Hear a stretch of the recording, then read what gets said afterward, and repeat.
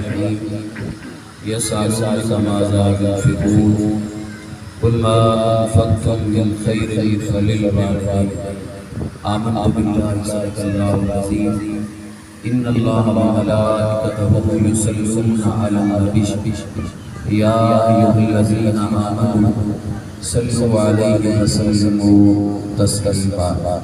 حضرات محترم، دیکھو آپ احباب میں ایصال ثواب کی معافات کے اندر مل کے بیٹھے ہیں، اور آج اگر ایسے کسی واسطے کچھ نہ کچھ پڑھا گیا، کل ساڑھے واسطے بھی پڑھیا جائے گا. اس واسطے انسان کا سب سے پہلا مقصد انسان جتھے جائے وہ یہ ہونا چاہیے کہ میں رب کی رضا واسطے جا رہا ہوں. صرف آواز بالکل ہاں بالکل آواز کھولو بس. انسان کا مقصد یہ ہونا چاہیے کہ میں اللہ کی رضا واسطے جا رہا ہوں. لہذا انسان جتھے جاندہ ہے انہوں کھانا بھی ملتا ہے تے پانی بھی ملتا ہے، لیکن مقصد یہ ہونا چاہیے کہ میں اللہ کی رضا واسطے جا رہا ہوں. لہذا اسی اللہ کی رضا واسطے جا رہے ہیں. صحیح ہے. تے جدوں یہ آیت پڑھی جائے نا تو ادوں بے ساختہ اپنی زبانہ تے اپنی زبانہ درود پاک دے نال سجا لیا کرو، کیونکہ کسی نو راضی نہیں کرنا انسان نے.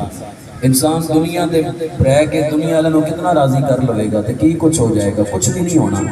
جدوں اللہ اور اس کے رسول راضی ہو جان گے انسان دی دنیا بھی بن جائے گی اور وہ دی آخرت بھی بن جائے گی.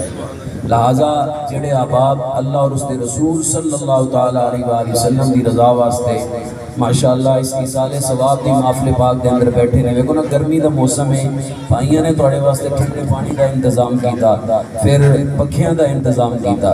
صحیح ہے. تے اس ماحول دے اندر اسی بیٹھے ہاں تے کوئی پریشانی یا ٹینشن والا معاملہ نہیں.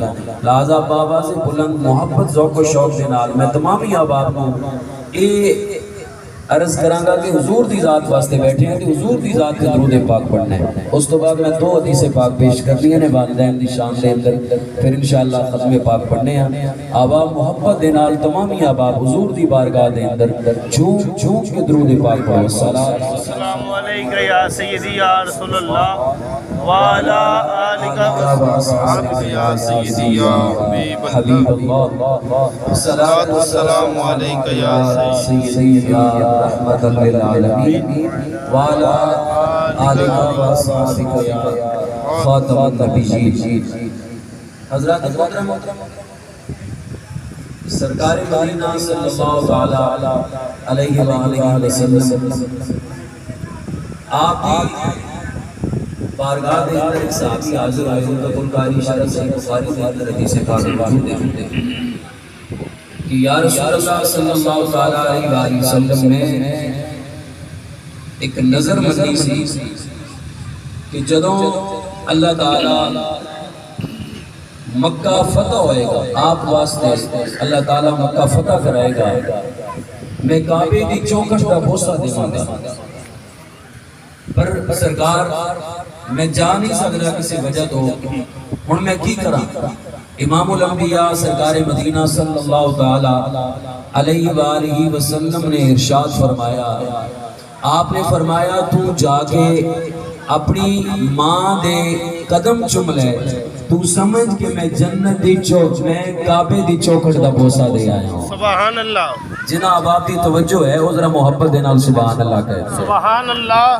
حضرات محترم، حضرت عبداللہ بن عباس رضی اللہ تعالی عنہما آپ فرماندے نے کہ سرکار مدینہ صلی اللہ تعالی علیہ وآلہ وسلم نو اللہ تعالیٰ نے دے بہت بلند و بالا مرتبہ عطا فرمایا، مقام عطا فرمایا.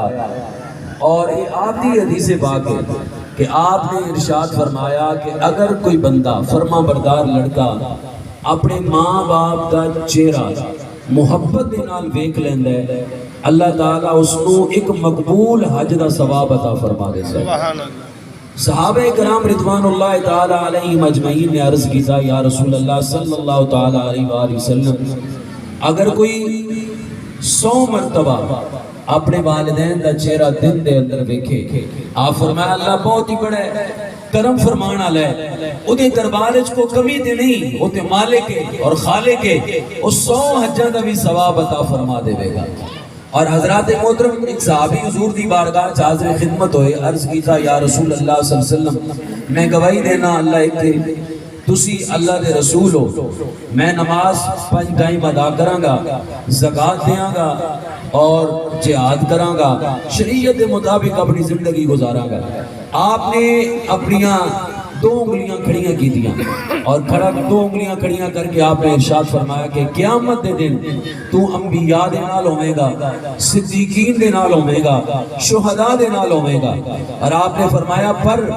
بشرطی کا کہ تو اپنے والدین دی نافرمانی نہ کیتی ہوئے اپنے والدین دی فرما برداری کیتی ہوئے والدین دی ناراضگی اللہ اور اس کے رسول صلی اللہ تعالی علیہ وآلہ وسلم دی ناراضگی ہے اور والدین دی رضامندی اللہ اور اس کے رسول صلی اللہ تعالی علیہ وآلہ وسلم دی رضامندی ہے بس آخری جملے آخری حدیث پاک